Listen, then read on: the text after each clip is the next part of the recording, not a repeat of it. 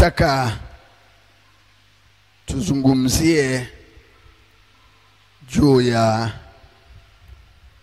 neno linaitwa Injili.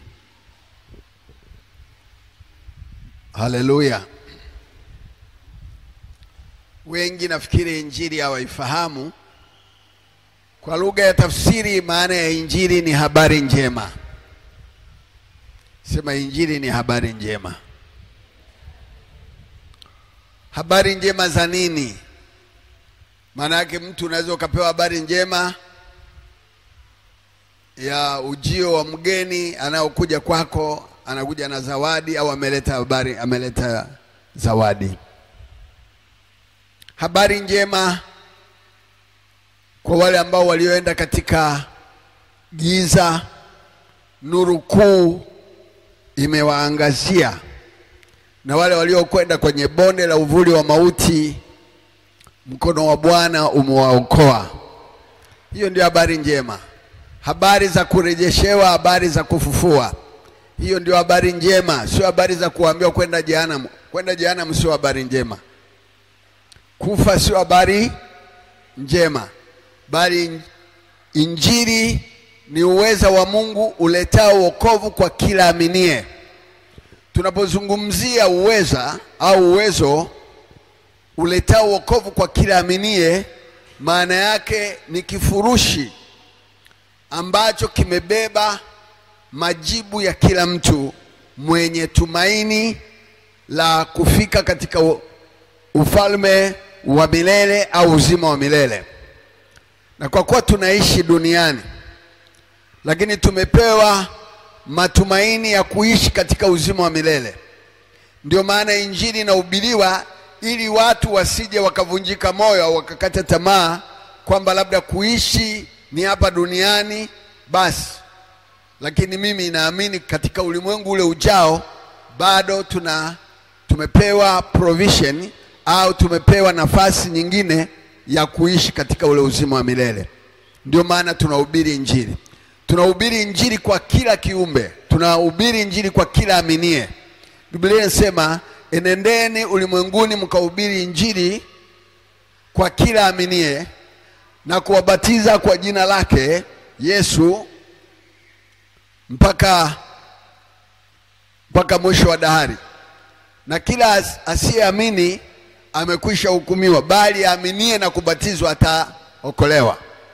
Kwa habari njema ni kuwafanya watu wawe tayari kwa ajili ya kumpokea Yesu na pia kupokea zawadi ya uponyaji. Unajua uponyaji ni zawadi. Kupewa maisha marefu ni zawadi hapa duniani. Kubarikiwa na vitu vya mwilini ni zawadi. Kupewa mke mwema ni zawadi. Watoto ni zawadi. Kujenga nyumba ni zawadi.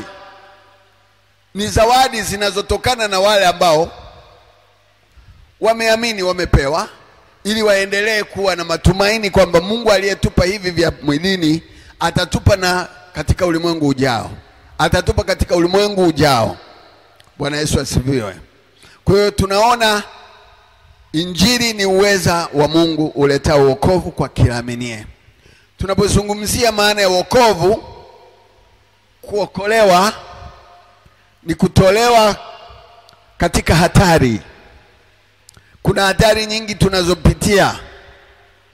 Kuna magonjwa, kuna ajali, kuna mikosi, kuna kutokufanikiwa, kuna madeni, kuna kusemwa vibaya, kuna kukataliwa, kuna roho mbaya za mauti zinazoshambulia maisha yako, zinazoshambulia hata biashara, mfumo wa maisha yako.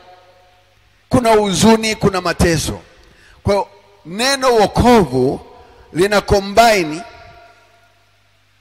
katika yote hayo ambayo ni mabaya, ambayo hayaleti utukufu kwa Mungu. Mungu anakuponya nayo. Ukisoma Zaburi 37 inasema, mateso ya mwenye haki ni mengi, lakini Bwana humponya nayo yote. Kwa nini Mungu atuponye nayo yote wakati mateso yamekuja? Kwa sababu ndio habari njema kwa kila aminie. Unapomwamini Yesu, hata kama leo una shida mbaya, una changamoto ngumu kwenye maisha yako, unapohubiriwa kwamba Yesu anaweza kukutoa kwenye shimo hili, anaweza akakuokoa na bonde la uvuli wa mauti, anaweza akakuokoa na shimo la uharibifu, na wewe ukasema amina, maana yake tayari Mungu atanyosha mkono wake kukutoa katika shimo la uharibifu au shimo la bonde la mauti. Bwana Yesu asifiwe. Hiyo ndio habari njema. Mwambie jirani yako, leo kuna habari njema. Mwambie tena, leo kuna habari njema.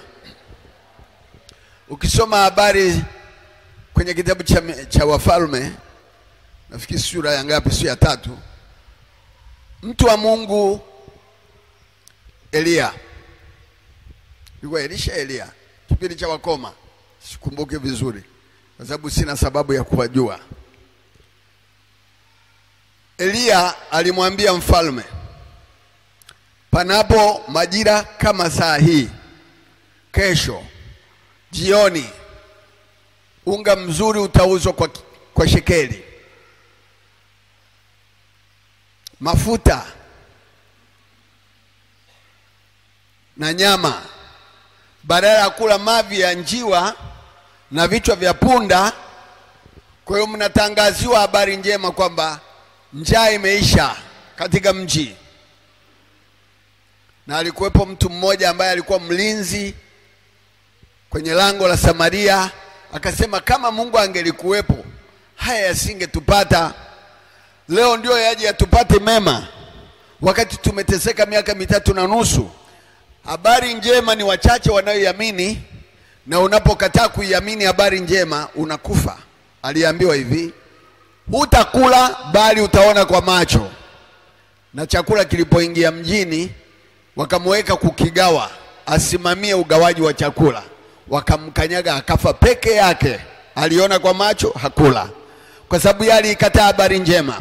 Na leo nakuletea habari njema juu ya zawadi ambazo unatakiwa uzipate ili uwe na tumaini la uzima wa milele. Ziko baraka zaidi ya zawadi. Unajua, tunapoishi duniani tukapata vitu vizuri, tunadhani mwisho ni zile baraka za kawaida za mwilini. Ziko baraka nyingine zaidi ya hizi ambazo hazionekani kwa macho, ili mradi tuamini kwamba aliahidi kwamba kila mwenye matumaini haya ajitakase ili aweze kuona uzima wa milele. Na huu uzima wa milele ndio huu wa kujua wewe Mungu wa kweli na pekee, na Yesu Kristo aliyemtuma. Kwa hiyo Yesu alipotumwa akaja kwetu, akavaa mwili, nasi tukauona utukufu wa Mungu Baba kupitia Yesu aliyevaa mwili. Yesu hakuwa katika mwili wakati ule anaahidiwa, lakini alikuja katika roho, baadaye akavaa mwili na akawa wa asili ya binadamu, na ndio maana alijiita mwana wa Adamu. Aliitwa mwana wa Adamu kwa sababu aliingia kwenye tumbo la mwanamke anaitwa Mariamu, akakaa miezi 9 na hatimaye akazaliwa. Na alipozaliwa mama yake alikosa mahali pa kumzalia, na alipokosa mahali pa kumzalia alimzalia katika holi la ng'ombe. Bwana Yesu asifiwe. Kuzaliwa kwenye holi la ng'ombe kulionyesha kabisa wanadamu hawatakubali kumpokea katika mioyo yao ili akose mahala pa kuzaliwa. Na watu wengi hawataki kumuona Yesu anazaliwa kwenye mioyo yao. Wanaazimisha Krismasi lakini Yesu hayuko mioyoni mwao. Leo Yesu amekufa msalabani, watu wanaomboleza kwa sababu Yesu bado yuko kaburini, hajafufuka bado. Lakini nataka nikwambia habari njema. Siku Yesu alipofufuka, makaburi mengi yalifunuka. Na wakati bado yuko msalabani, alipokata roho yake, watu waliwapokea wafu wao waliopita miaka mingi, wakaanza kushangaa katika mji, na hakika wakasema huyu alikuwa mwana wa Mungu. Habari njema ni habari njema za kupokea zawadi zako. Haleluya. Ziko zawadi Mungu atakupa. Atakupa kwa sababu umeamini habari njema za ufufuo. Umeamini habari njema za urejesho. Umeamini habari njema za ukombozi wako. Haleluya. Kwa hiyo injili ni uweza wa Mungu. Uweza wa Mungu uletao wokovu kwa kila aminie. Wewe unaamini nini? Kuna watu ambao wanaamini jioni watakula. Hiyo sio imani. Amen. Watu wengine wanaamini mtajenga nyumba. Hiyo sio imani. Imani ni kumwamini mwana wa Mungu aliyekuja katika mwili, akafa, akafufuka, na alipofufuka akakufufua na wewe uliyekuwa umehukumiwa kufa. Leo wasema ni hai kama Kristo alivyo hai. Sisi tuko hai. Tuko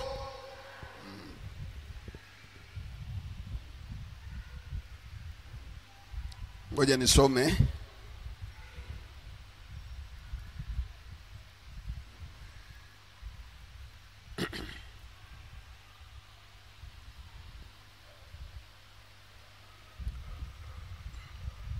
Injili Warumi sura ya kwanza mstari wa 19. Kwa maana sionee haya injili, kwa sababu ni uweza wa Mungu uletao wokovu kwa kila aminie, kwa Myahudi kwanza na kwa Myunani pia. Kwa maana haki ya Mungu imedhihirishwa ndani yake toka imani hata imani, kama ilivyoandikwa, mwenye haki wangu ataishi kwa imani. Mwenye haki wake ataishi. Kwa hiyo tunaamini kwamba injili ni uweza wa nani? Wa Mungu uletao wokovu kwa Myahudi kwanza na kwa Myunani. Myunani ni watu wa mataifa, na watu wa mataifa iliwafikiria injili kama leo ilivyotufikiria sisi.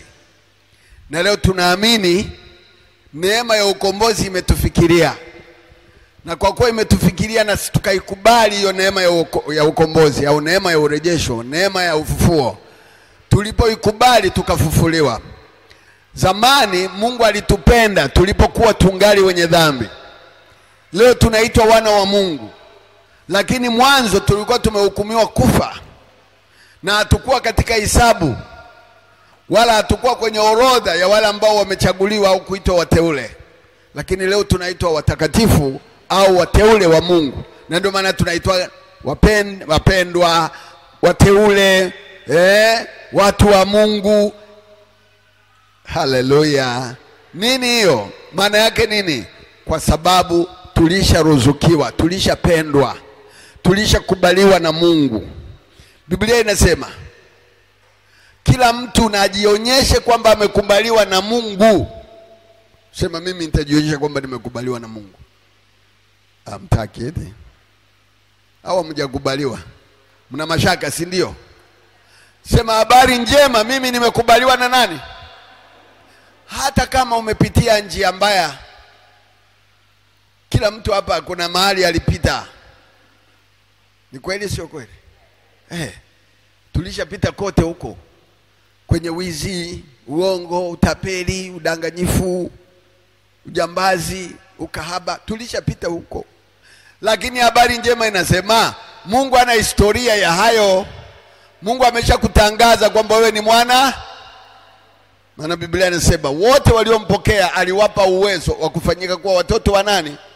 Ndio wale waliaminio jina lake. Nani? Yesu mwana wa Mungu. Sisi ni watoto wa Mungu, si ndio? Tunaliamini jina la mwana wa Mungu, na ndio maana leo tukiomba tunaponywa. Bwana Yesu asifiwe. Hatuponi, tunaponywa. Au tunapona kwa dawa.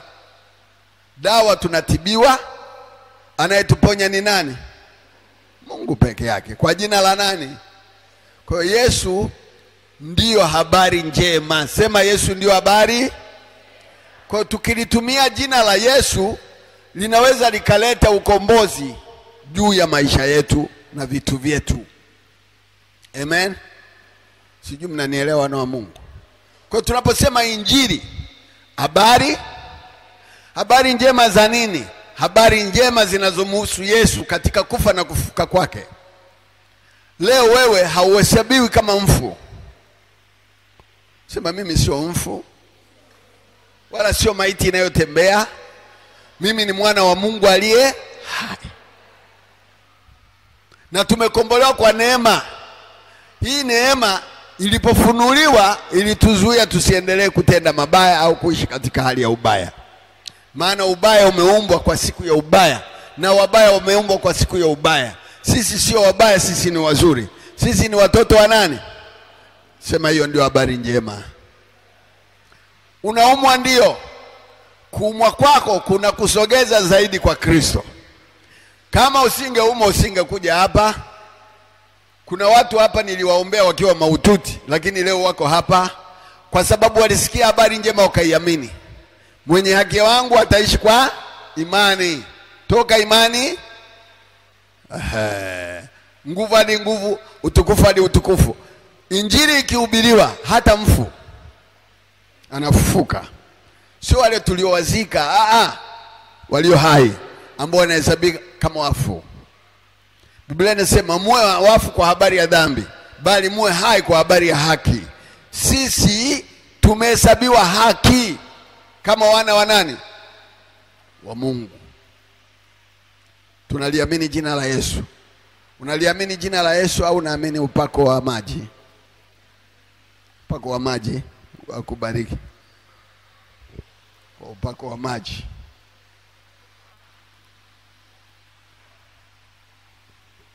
Mstari unaofuatia unasema, kwa maana ghadhabu ya Mungu imedhihirishwa kutoka mbinguni juu ya uasi wote na uovu wa wanadamu waipingao kweli kwa uovu. Sasa uovu ni nini? Nani anaweza kunisaidia hapa? Wewe nishuke, mnisaidie.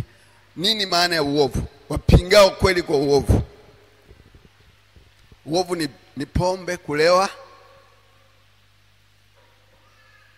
Mbona mnaniangalia? Uovu ni ulevi, pombe, sigara, bangi.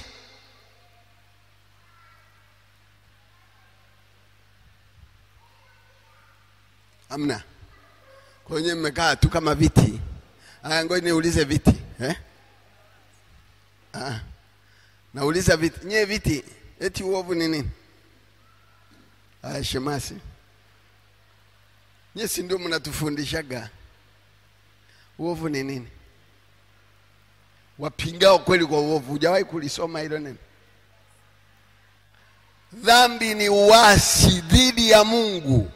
Sio vile unavyotenda katika mwili. Vinavyotendwa katika mwili vinatubiwa na vinaisha. Mnanielewa? Lakini matendo ya mwili huwa yanaisha ya hapa duniani, na ndio maana mwili una muda wake wa kuishi duniani. Dhambi ni uasi dhidi ya Mungu. Na uasi maana yake ni nini? Ni kukataa neema iliyofunuliwa kwetu. Na ndio maana bado watu wanafunga na kuomba. Huo ndio uasi. Hawajakubali kwamba kazi ilishafanyika msalabani, Mungu alishatuokoa. Bado wanatafuta wokovu kwa nguvu zao wenyewe. Huo ndio dhambi ya uasi. Hamjaelewa bado? Leo ulikuwa hujajua, leo nakufunulia. Dhambi ni uasi dhidi ya nani? Na uasi ni kukataa neema iliyofunuliwa kwetu, kwamba tayari kazi ya msalaba imekamilika kwetu. Sisi tumwamini huyu aliyekwenda msalabani akafa kwa niaba yetu. Kwa sisi tunaishi kwa sababu tayari mpango wa ukombozi wa wanadamu ulishakamilika. Ulishaisha. Hamjaelewa bado? Tumeokolewa kwa njia ya neema kwa imani, si ndio? Tunaamini kwamba Kristo alikufa akafufuka. Na leo tuko hai kwa sababu yuko aliyetufufua, yuko aliyetufia. Na kwa kuwa alishatufia, hatuna sababu ya kutafuta nguvu za kujikomboa. Sisi hatujikomboi wenyewe. Na kuna mahali Mtume Paulo ameandika, hakuna mtu ambaye ameng'ang'ana kushindana na dhambi mpaka akatoka damu. Hayupo. Lakini tunaokolewa kwa njia ya imani. Tunaokolewa kwa njia ya basi. Kwa hiyo ile imani tulionayo katika mwana wa Mungu ndio inayotusaidia tuitwe wana wa nani? Tunaitwa wana wa Mungu kwa sababu neema ipo inayotukataza kutenda uovu. Kwa hatutendi uovu kwa sababu tumemwamini nani?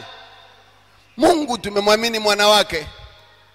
Anasema na uzima wa milele ndio huu, wakujue wewe Mungu wa kweli na wa pekee, na Yesu Kristo aliye.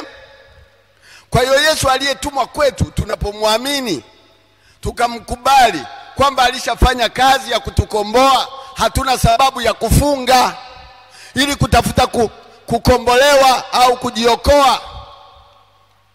Yupo alishamaliza kazi. Ngoja niulize swali dogo tu.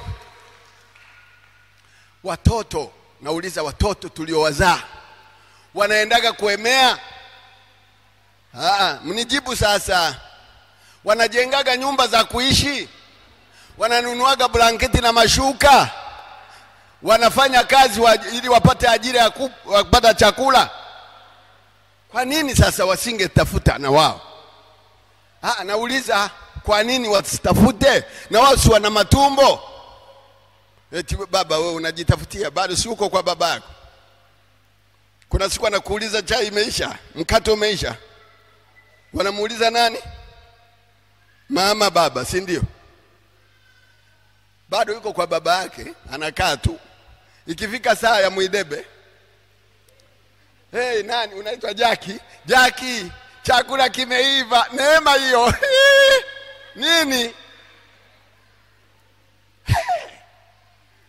Akisha kuwa mkubwa akaondoka nyumbani, wajibu unamshika huyu Jackie, naye ataanza kufikiria leo nyumbani hamna chai, hamna nini, si ndio?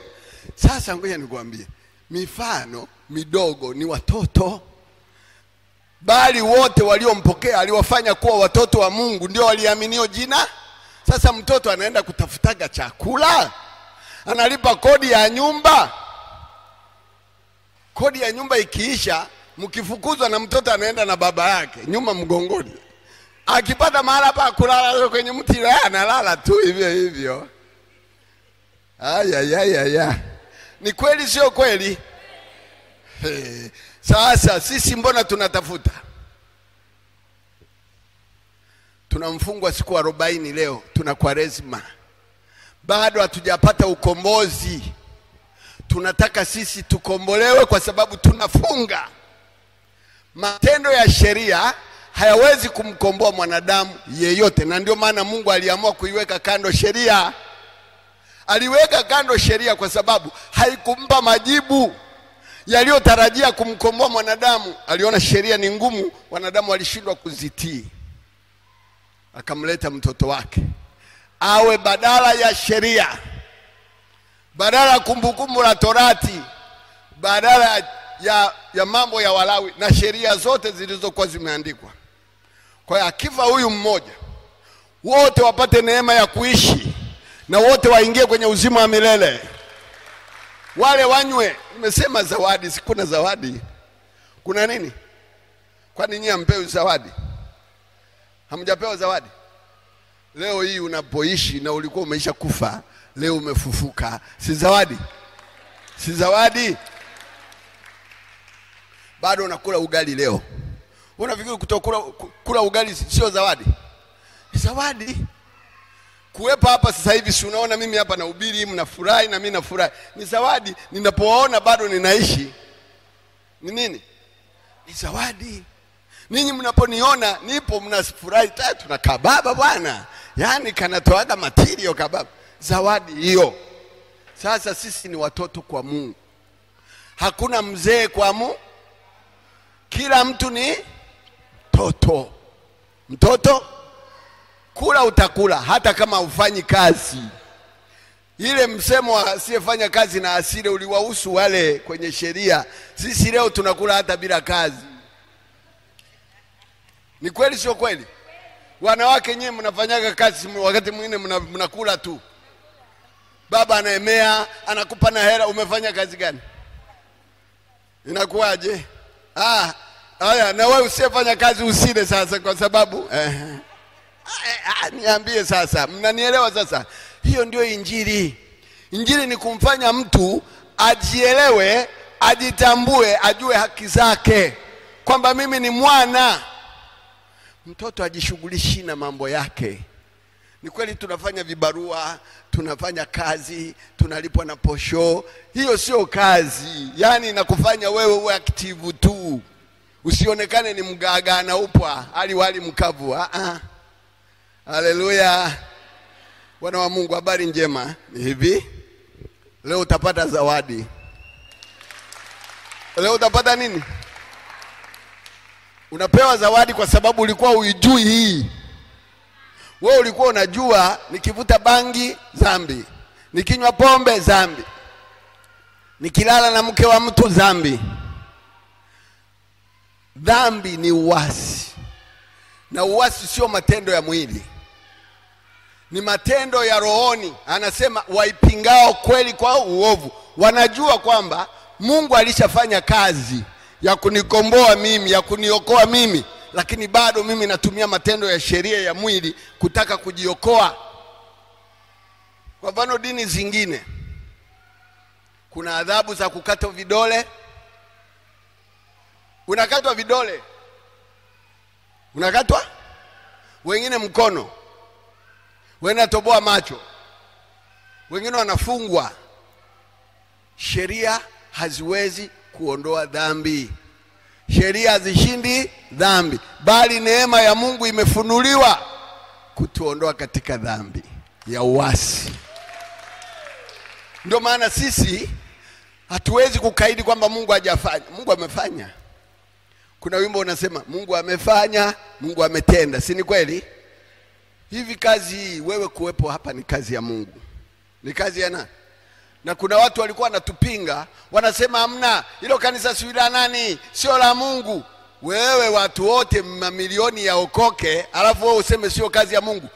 Huko niko kuipinga kazi ya Mungu kwa uovu. Kweli ya Mungu kwa unapomkatalia Roho Mtakatifu juu ya kile ambacho Mungu amesema juu yako, huko ndio kuipinga kweli kwa. Hapa wakati mwingine nilikuwa nawaambia acheni kufunga. Acheni nini? Wafungaji wengi wanakufa haraka kabla ya wakati wa. Hamtaki. Basi endelea kufunga. Mimi hivi ngoja niwaulize, ni wapi ambako tumeambiwa tufunge? Andika kwamba tufunge ili tujiokoe, tufunge ili tufufuke, tufunge ili turejeshewe, tufunge ili tukombolewe. Wapi? Yesu peke yake ndio sadaka, ndio limbuko lao walio hai na waliokufa. Kwa kama yeye alishatolewa, sina sababu ya mimi kujitoa tena. Ingawa kuna mahali Mtume Paulo ameandika kwenye Warumi 12 mstari wa 1, anasema itoeni miili yenu iwe dhabihu iliyo hai, takatifu, ndio ibada yenu yenye maana ya kumpendeza Mungu. Anaposema tuitoe miili yetu, hamaanishi kwamba twende tukafe msalabani. Hivi kuna mtu anaweza kuamba msalabani sasa hivi ili ajikomboe? Yupo? Mbona nyinyi hamjaenda? Kula Ufilipino huwa na mchezo wa kuigiza. Kipindi cha majilio ya Pasaka, kuna watu wanawambwaga msalabani, lakini huwa hawazikwi. Wanapigwa msumari, wanatundikwa pale ili waonyeshe kwamba Yesu ndiye alivyofanywa hivi. Mimi nasema huko ni kuipinga kweli kwa uovu. Huna sababu ya kurudia kila ambacho Mungu alifanya. Sio maigizo. Sisi hatuigizi kufa kwa Yesu. Hatuigizi kifo cha nani? Kwetu kule kuna njia ya msalaba huko tulikotoka.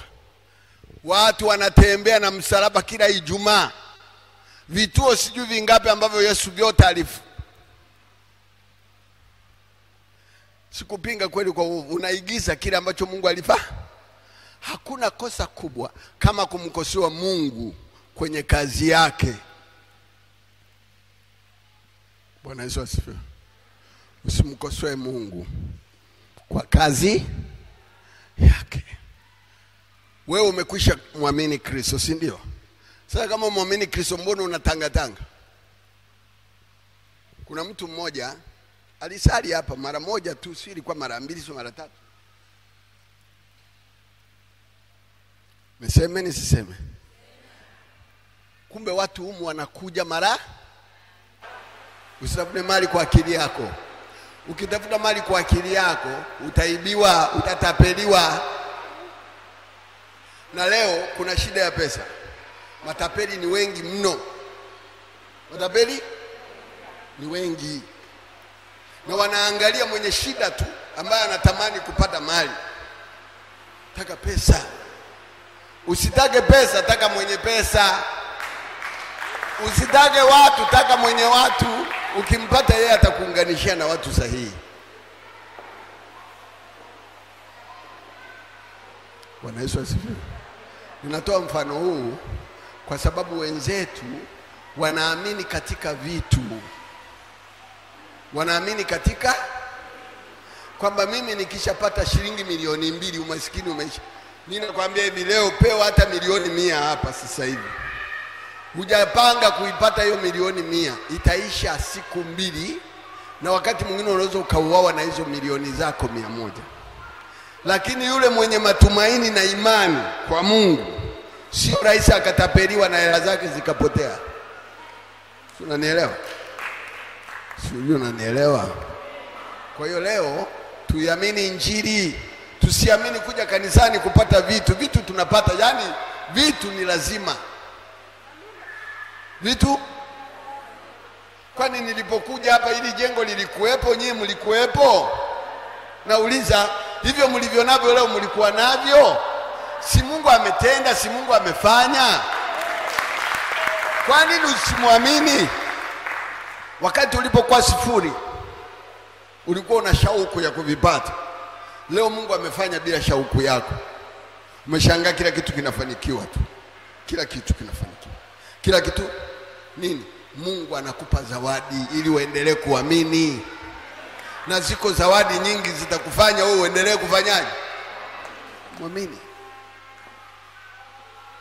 Injili ni uwezo wa Mungu, sio wa vitu. Sio wa vitu vije na vitatutafuta sisi. Watu watatutafuta sisi, sio sisi tuwatafute, sio tuvitafute. Vinakuja. Mimi nakuwepo hapa madhabahu, nikishuka tu hapo utaona watu wananiletea. Niliwaomba. Nauliza, nimeomba mtu? Aliyemgusa huyo kuniletea nani? Asubuhi tu mimi nimeamka 35,000 napigiwa simu tu, baba upo, nimekuja kukusalimia. Mwingine katoka Mbeya kabisa, nimekuja kukusalimia baba, nimeona nipite hapa 20,000, huyo 10,000, huyo 5,000. Sizinifuata mimi, zimenifuata mimi. Leo ukinikuta nakula nyama choma pale, usiseme baba nakula sadaka. Mimi silaki sadaka jamaa. Ninakujaga. Mungu anawasemesha kwa sababu nawahudumia. Nishawaambia hivi, ukihudumia watu unatengeneza mlango wa baraka. Lakini kama unafanya biashara ya kwako ambayo haihudumii watu, haigusi maisha ya watu, itakuwa ni kazi sana. Injili ni uwezo wa Mungu uleta wokovu kwa kila. Unaamini Yesu, unamwamini Yesu au una mashaka? Usiwe na mashaka juu ya kazi aliyofanya. Mimi naamini kazi aliyofanya itaendelea kuonekana kwetu na kwa vizazi vyetu. Hiyo kazi aliyofanya. Tusitafute vitu vya mwilini, tutafute mambo katika ulimwengu wa roho. Biblia inasema utafuteni kwanza ufalme wake na haki yake, na hayo yote mtazidishiwa.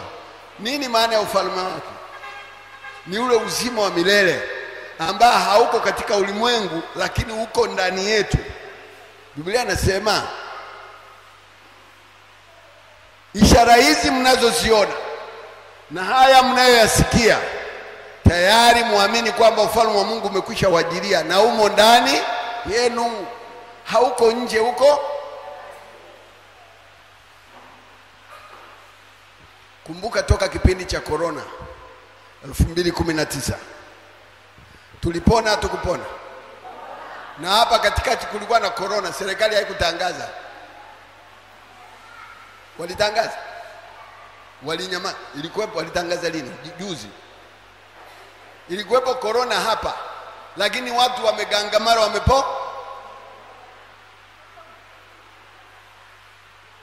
hatujapona. Kwa sababu toka mwanzo tulisema hatutakuwa kufa kwa,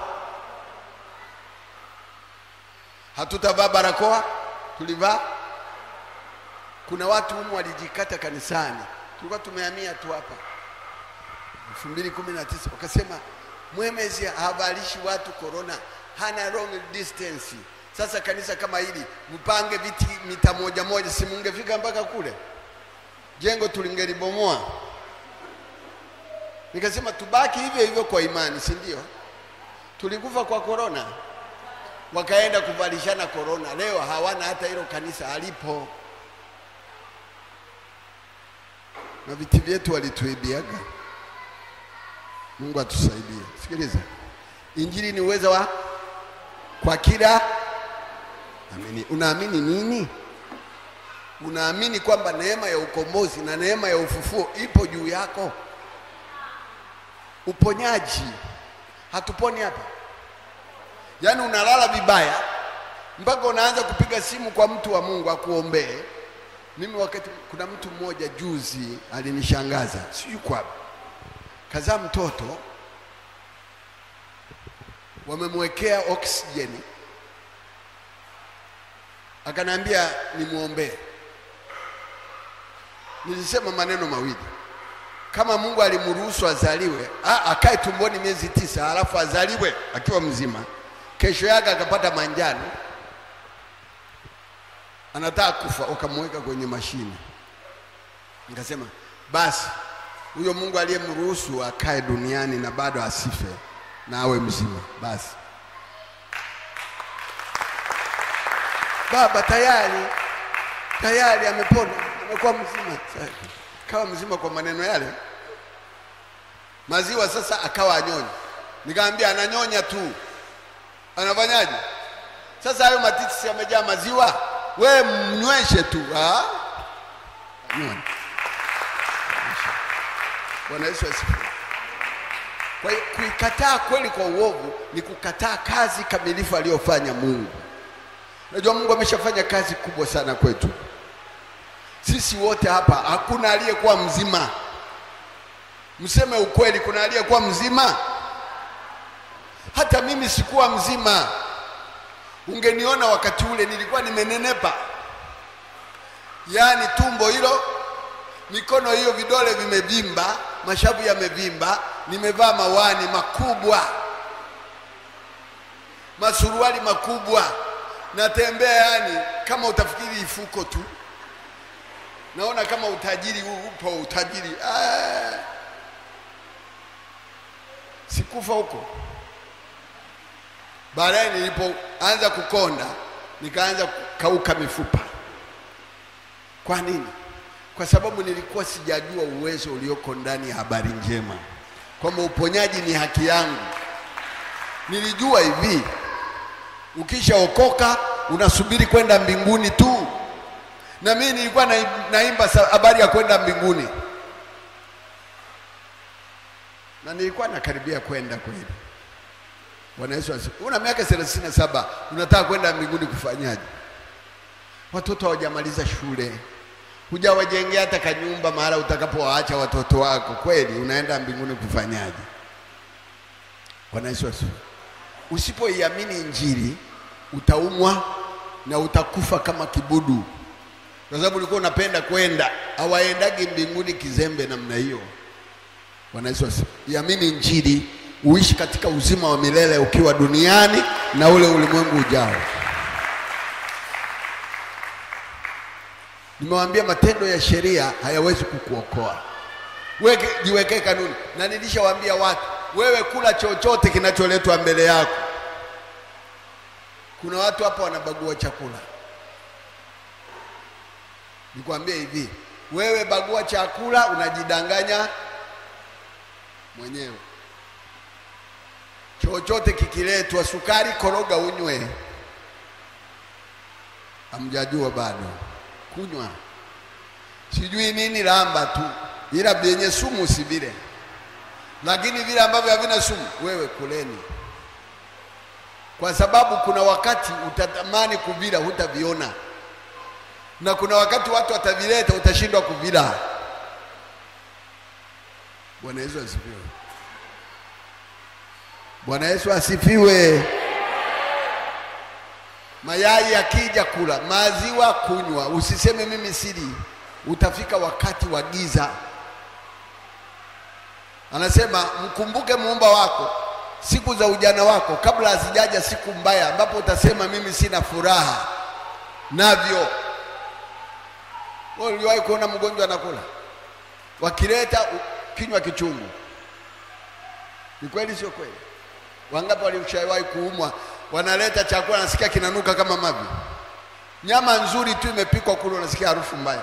Hamna, sitaki.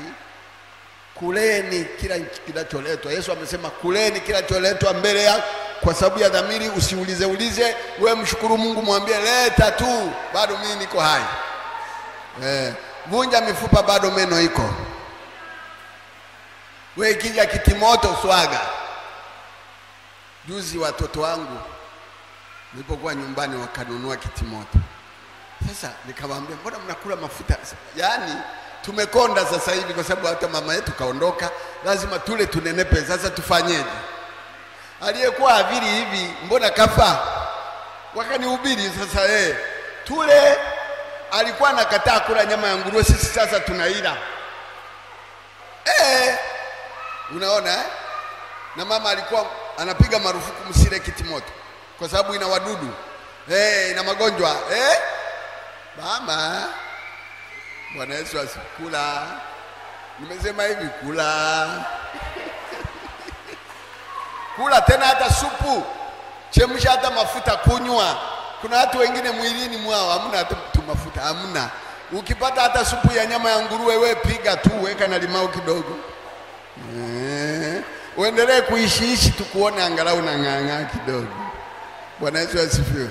Usije ukafa kwa kihoro eti unajilinda mwili. Mwili haulindi kwa sababu hauli vitu fulani. Haleluya. Hiki siri, maharage siri, na vidonda vya tumbo wewe twanga. Kula na maharage. Shake. Basi msirete. Kawa sinywi, hiki siri, Coca-Cola siri. Wasabato wasio viraga hawafi. Nauliza wasabato wasio kunywa Coca-Cola hawafi. Endelea sasa. Mungu atusaidie tukielewa maana ya Injili, habari njema. Hatutabagua watu, hatutabagua vitu, hatutabagua vyakula. Anasema kwa sababu ya dhamiri kula. Na ukienda sokoni usiulize hawa kuku mmeiba, samaki mmevua kwa nini? Wewe fika nunua, nenda nyumbani kapike. Usianze kuuliza kwa sababu ya dhamiri. Dhamiri ni inaleta dhambi, inasababisha dhambi katika nafsi yako. Unaanza kukufuru na unaanza kuona kila kitu ni dhambi, unadhambisha kila kitu. Mungu atusaidie. Kwa hiyo neema ya Mungu imefunuliwa itukatazayo kutenda mabaya. Mabaya ni yapi? Unapoacha kutenda mema, yale mabaya unayoyatenda yanasema mpaka mwisho wako. Mema yanasema mpaka mwisho. Kwa hiyo kama neema ya Mungu imefunuliwa ili tuokoe na inatukataza tusitende mabaya, lazima tuishi na amani na watu. Uishi na amani na. Kuna siri kubwa ya kuchanganyika na watu, kuwa karibu na watu, kujishusha, ukawa mtu wa kawaida, unaishi vizuri kuliko mtu anayejitenga.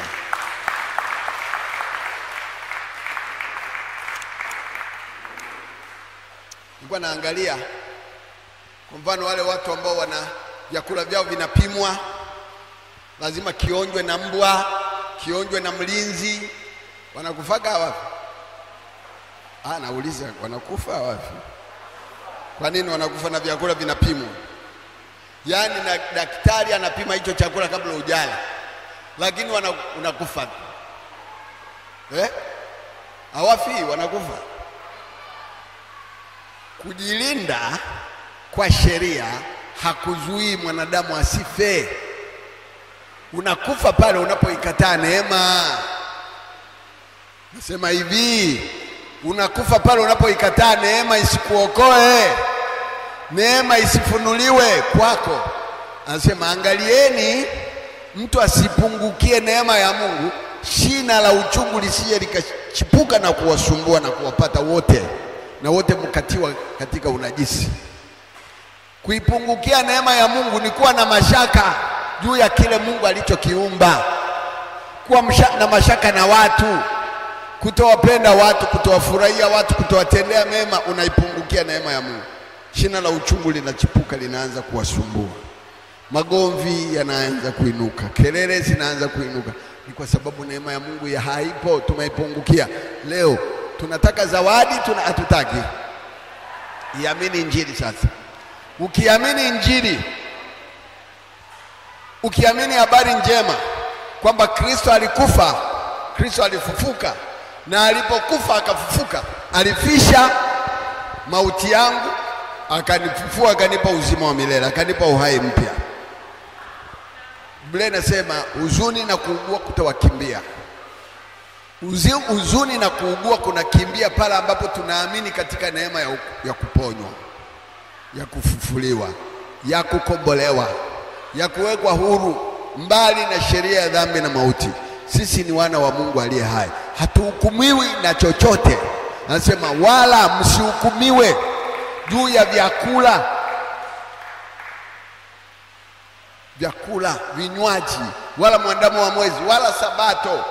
Hatutaki kuhukumiwa juu ya sikukuu zozote, kwamba mimi sijasherehekea Pasaka au Krismasi. Hakuna. Ngoja niwasomee muone Injili ilivyo ajabu sana hii. Amtaki? Nitaka kuacha. Angalieni mtu asiwafanye, Wakolosai 2:8. Angalieni mtu asiwafanye mateka kwa elimu yake ya bure na madanganyo matupu, kwa jinsi ya mapokeo ya wanadamu, kwa jinsi ya mafundisho ya awali ya ulimwengu, wala si kwa jinsi ya Kristo. Unaona, kwa jinsi ya Kristo. Vitu vya mwilini vinavyokaziwa sana.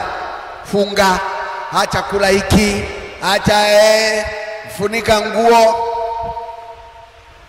vaa baibui, vaa sijui nini, usishike mikono ya wanaume, uvae gloves. Ngoja sasa nikusomee. Maana katika yeye unakaa utimilifu wote wa Mungu kwa jinsi ya mwili, na ninyi mmetimilika katika yeye. Unaona tumefanyaje? Au ni mimi nasema tumetimilika katika nani? Katika yeye aliye kichwa cha enzi yote na mamlaka, mkazikwa pamoja naye katika ubatizo, na katika huo mkafufuliwa pamoja naye kwa kuziamini nguvu za Mungu aliyemfufua katika wafu. Umeona? Tunapoziamini nguvu za Mungu aliyemfufua katika wafu, na sisi tunafufuliwa vivyo hivyo, ili mradi uamini nguvu za Mungu za ufufuo. Na ninyi mlipokuwa mmekufa kwa sababu ya makosa yenu na kutahiriwa kwenu, kutahiriwa kwa mwili wenu, aliwafanya hai. Tulipokuwa hatujatahiriwa, hatujaokolewa. Hamjaelewa bado? Tulifanywa kuwa hai. Kufanywa kuwa hai maana yake tumefufuliwa, tumepewa neema ya kuishi tena. Leo umeishi tena, umepewa nafasi nyingine ya kuishi tena. Ndio maana ya kufanywa hai. Mlipokuwa mmekufa kabla hamjatahiriwa. Kutahiriwa sio kutahiriwa mili, ni kutahiriwa rohoni kwa kuziamini nguvu za Mungu aliyemfufua, na ninyi mnafufuka vivyo hivyo.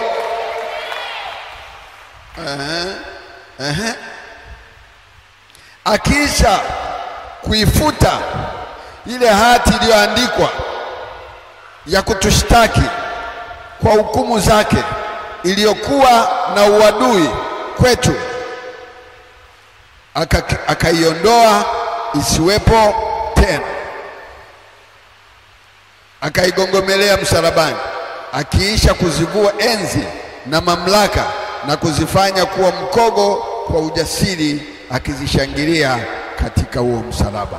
Basi hapo sasa, basi mtu asiwahukumu ninyi katika vyakula au vinywaji au kwa sababu ya sikukuu au mwandamo wa mwezi au Sabato.